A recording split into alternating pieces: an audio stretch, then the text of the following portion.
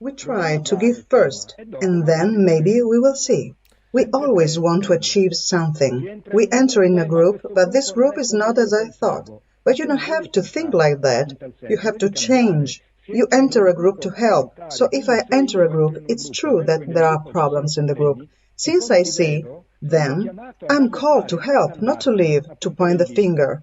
How dare you, says the Lord, point your finger at the speck that it is in your brother's eye, when there is a log in yours. And yet we do. We almost always do that. Do you know how many times that's happened to me in 30 years? You have no idea. Most of the people I've known who have approached this discourse have failed and have always left just because of these personal problems. They come into a group, find other human beings who are full of weaknesses more than hair on their head, and yet they leave. Oh, it's a mess here. But if you have seen that is, as shambles, Christ calls you to make your contribution to a better change.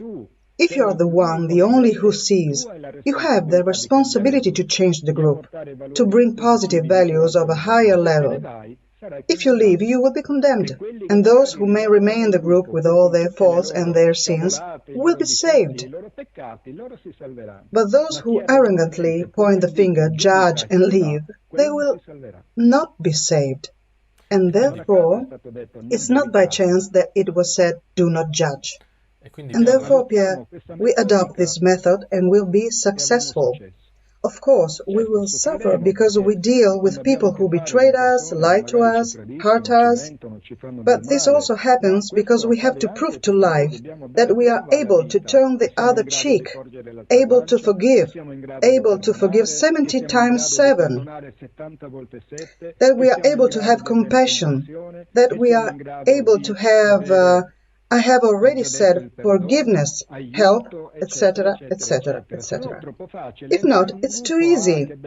I go into a group and how nice, I found paradise. But how do you change in paradise? In paradise, you don't change, you only get the paradise if you're already changed. And so groups are the alchemical laboratory where the initiate is forged. And the initiate is forged through trials.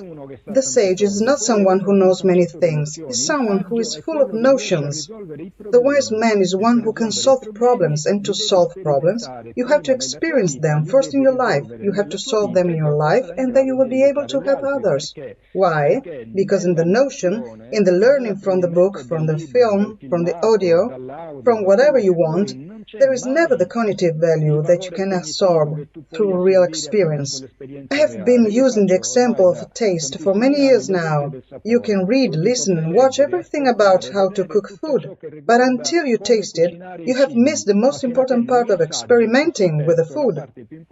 Only by tasting it with your mouth can you make it your own. So all the values of goodness, wisdom, righteousness are wise by experience.